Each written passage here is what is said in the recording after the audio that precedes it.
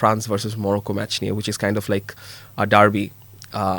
A derby of French African territory, যেটা সময় Morocco একসময় ফ্রেঞ্চ টেরিটরি ছিল from 1907 to 1956, কিন্তু এই ম্যাচটা কোনোভাবেই হয়তো 2022-এর রিপিট অন্তত হবে না, যেখানে France team they held back 2 goal দিয়ে কোনোভাবে জাস্ট ম্যাচটা বের করেছে, বা মরক্কো প্রবাবলি যেভাবে খেলে আসছে এর আগে, in fact in this tournament I think it's going to be a very high scoring match. এটা নিয়ে অনেকেই বলছে যে প্রবাবলি একটা হাই স্কোরিং ম্যাচ হতে পারে। বিশ্বকাপ দেখুন বায়োস্কোপ প্লাসে, সব নেটওয়ার্কে, সব ডিভাইসে। হাই স্কোরিং হতে পারে, আবার এনিথিং ক্যান হ্যাপেন। হ্যাঁ, এই খেলাটা আসলে খুবই tough to play, open box, খুবই টাফ। এই কারণে যেহেতু খেলাটা হবে আসলে আমার মনে হয় ফ্রান্সের অ্যাটাকিং লাইন আপ ভার্সেস মরক্কোর ডিফেন্স, হ্যাঁ এই ইয়াটা হবে। যদিও আপনার মরক্কো লাস্ট ম্যাচটা যেভাবে খেলেছে কানাডার সাথে, ফার্স্ট হাফে খেলা দেখে মনে হচ্ছিল, বিশেষ করে সাইবারি যখন আপনার পোস্ট তার বের হয়ে আসতে হলো ইনজুরির জন্য, এবং probably he is not going to play to night also, injury থেকে রিকভার করতে পারে নাই। তো আমার যেটা মনে হয়েছিল ফার্স্ট হাফে কানাডার সাথে মরক্কো যে ধরনের খেলা খেলতেছিল, আমার মনে হচ্ছে মরক্কোর বোধহয় এখানেই বোধহয় শেষ হবে, because Canada was very much মানে মোটিভেটেড টিম। হোম ক্রাউডের মানে আপনার হোম ক্রাউড বলতে আপনি খেলতেছিলেন হোস্ট কান্ট্রি হিসেবে, এবং তাদের ফর্ম ভালো ছিল, আগে ফার্স্ট এভার নকআউট ম্যাচ জিতেছিল। কিন্তু the way Morocco came back in the second half, specially Brahim Diaz, আমি বলবো যে হয়তো গোল করে নাই, কিন্তু মানে এই টুর্নামেন্টে ব্রাহাম দিয়াস একটা গোলও করে না, বাট 4টা অ্যাসিস্ট আছে, বাট এবং ওই ম্যাচে কিন্তু তার 2টা অ্যাসিস্ট, মানে আসলে চোখে লাগার মতো। এবং যে ওয়েতে মরক্কো খেলাটা ফিনিশ করছে, মানে আমি বলবো যে মানে ইট শোজ যে এই টিমটাকে আপনি রাইট অফ করতে পারবেন না, এবং মানে ইন এনি টাইম, বিকজ আপনি যদি ফ্রান্স যদি মনে করেন, আমার ধারণা 2-0, মানে যেটা আপনি বললেন যে লাস্ট ওয়ার্ল্ড কাপে 2-0, তো আমরা দেখলাম যে ফার্স্ট হাফের মধ্যে 2-0 হয়ে যায়। হ্যাঁ, তারপরে কিন্তু মরক্কোকে বেশ ডিফেন্সিভ করে বা ফ্রান্সও কিন্তু ম্যাচটা বের করে নিতে পারে সক্ষম হয়। কিন্তু আমার কাছে মনে হয় যে সিমিলার সিচুয়েশনে এই ম্যাচ পড়লে Morocco can come back at any time. মানে 2 গোল যেটা আমরা দেখেছি আর্জেন্টিনা রেগুলেটরি টাইমে 13 মিনিটে 3 গোল দিতে পারছে, এই মরক্কো টিমের কিন্তু ওই অ্যাবিলিটি আছে, বিকজ তাদের হয়তো বা আপনি প্রথম দিক দিয়ে আমাদের মনে হচ্ছিল যে হয়তো বা তাদের স্কোরারদের একটা ল্যাকিংস আছে, সাইবারির উপর ওভার ডিপেন্ডেন্স দেখতে পারতেছিলাম। প্রথম 3 গ্রুপ ম্যাচে 3টা গোলই সে করেছে, অন্য প্লেয়াররা অত বেশি ছিল না, কিন্তু নকআউটের 2টা ম্যাচে কিন্তু তারা বেশ ভালো অ্যাটাকিং খেলা দেখিয়েছে। এবং আমার মনে হয় যে ফ্রান্স এখন পর্যন্ত ওয়ার্ল্ড কাপের সবচেয়ে মানে সবচেয়ে টাফের ম্যাচটা খেলতে যাচ্ছে, এবং এই ম্যাচটা নিয়েই আমি বলবো যে যেহেতু ফ্রান্সের অ্যাটাকিং লাইন আপ ভালো ফর্মে আছে, বাট প্যারাগুয়ের সাথে যেভাবে তাদের ফিজিক্যাল ব্যাটেলটা তারা ওন করে এসেছে, এইখানে আরেকটা ভিন্ন ধাঁচের খেলা খেলতে হবে। সো দিদিয়ার দেশমের টিমকে কিন্তু এক এক ম্যাচে এক এক রকম প্যারাগুয়ে ম্যাচটা মনে অ্যাকচুয়ালি ফ্রান্সকে হেল্প করছে টু নো, এটাও হতে পারে, হ্যাঁ এটা হতে পারে। কিন্তু যে জিনিসটা হয়েছে যে এক এক ম্যাচে এক এক রকম ট্যাকটিক্স প্ল্যান বা এক এক টাইপ অফ টিমের সাথে খেলতে গিয়ে যে ধরনের একটা ব্যাপার থাকে, এবং এখন কিন্তু আমরা দেখতেছি ম্যাচের মধ্যে কিন্তু ডিউরেশন কমে আসতেছে একটা ম্যাচ থেকে আরেকটা। সো ওই টাইমগুলোর মধ্যে ওই প্ল্যানটা কিভাবে এক্সিকিউট করতে পারে অন দ্য ফিল্ড, যদিও France has the best of the best players in this world cup. তো দেখা যাক, এটা আমার কাছে মনে হয় একটা টেরিফিক ম্যাচ হইতে যাচ্ছে। এই যে শাকিল খান বলছেন পারাগুয়ে ফ্রান্সকে যেভাবে কাঁপিয়ে দিয়েছিল মরক্কোকে সহজে ছেড়ে দিবে বলে মনে হয়, মানে আমরা কেউই বলছি খেলার স্টাইলটা ডিফারেন্ট হবে, খেলার স্টাইলটা তো হবে না অফকোর্স, মানে মরক্কো তো খেলাটা অবশ্যই ইজি হবে না, বাট খেলাটা কোথায় ডিফাইন্ড হতে পারে? আমার মিডফিল্ডে আপনার বুয়াদ্দি, ব্রাহিম ডিয়াজ, তারপরে ওখানে আপনার অলিস থাকবে, এদিকে হয়তো বারকোলা স্টার্ট করবে। তো আমার মনে হয় যে মিডফিল্ডটা যদি মরক্কো একটু সামহাও ডমিনেট করতে পারে, যদিও টাফ বাট স্টিল দেখেন, তাহলে হয়তো বা খুবই মানে সমান সমান একটা ব্যাটল হবে। আর মরক্কোর একটা জিনিস আছে, মরক্কো কিন্তু বড় ম্যাচ খেলে এসেছে, মনে করো ওয়ার্ল্ড কাপ স্টার্টই করেছে ব্রাজিল ম্যাচ দিয়ে। সো সে হিসাবে খেললে মানে চিন্তা করলে কিন্তু ওরা কিন্তু ওয়ার্ল্ড কাপের একটা মোমেন্টে আছে, এবং এখনো আনবিটেন একটা টিম। হ্যাঁ, ওয়ার্ল্ড কাপে মানে ফ্রান্স তো সবগুলা ম্যাচই 90 মিনিটসে শেষ করেছে, মরক্কো আপনার ফার্স্ট ম্যাচ ড্র করেছে, বাকিগুলো জিতেছে। কিন্তু যে জিনিসটা হয়েছে আপনার মরক্কোর মধ্যে একটা জিনিস আছে যে তাদের মধ্যে যে প্লেয়ারগুলা খেলে ম্যাক্সিমামই তো ইউরোপে খেলে, এবং দেখা গেছে যে ফ্রান্স টিমটাকে বেশ ভালো মতে চিনে।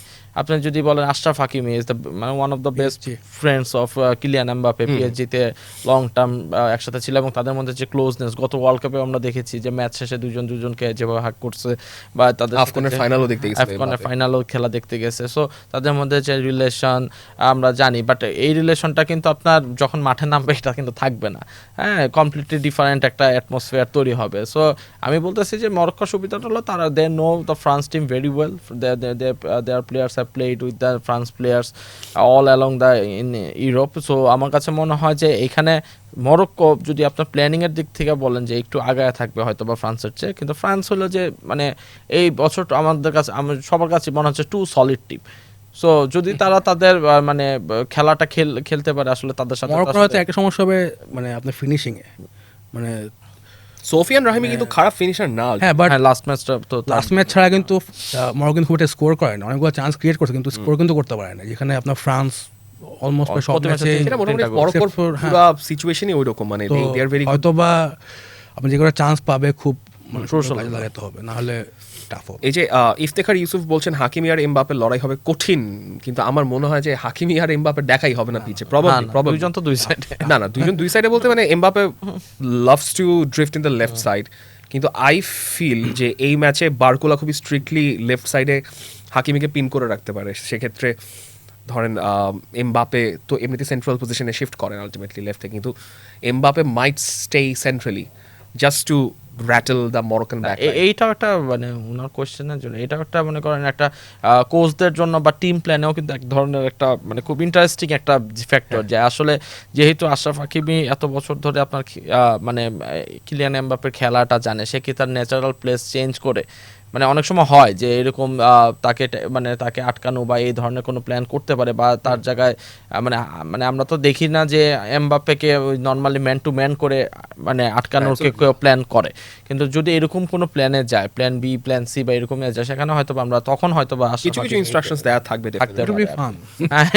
এটা হচ্ছে last. But what about the bench? I think bench ডেপথে সম্ভবত France is far ahead of France তো এই ওয়ার্ল্ড কাপেরই বেস্ট বেঞ্চ, মানে এখানে কোনো মানে হচ্ছে কোনো কোশ্চেন নেই, বেঞ্চকেই খেলা দিতে পারবে মরক্কো। হ্যাঁ মানে ফার্স্ট হাফে খেলায় এরপর সেকেন্ড হাফে হয়তো বা চেঞ্জ করে মেইন টিম খেলাইলো না। ফ্রান্সের বোধহয় সবচেয়ে কম প্লেয়ার বোধহয় ইউজ করছে এই ওয়ার্ল্ড কাপে, মানে এই ওয়ারেন জাইরের কোনো মিনিট পায় না, the best player for PSG last season. আপনার মনে করেন আমি দেখতেছি যে হয়তো বা 16-17টা প্লেয়ারই ঘুরে ফিরে বা 18টা এট বেস্ট হয়তো বা খেলছে, তো দেখা গেছে যে মানে ওরার অনেক প্লেয়ার আছে যে আপনার চেরকি বা যারা আছে ওরা তো ম্যাচ টাইমই পাচ্ছে না।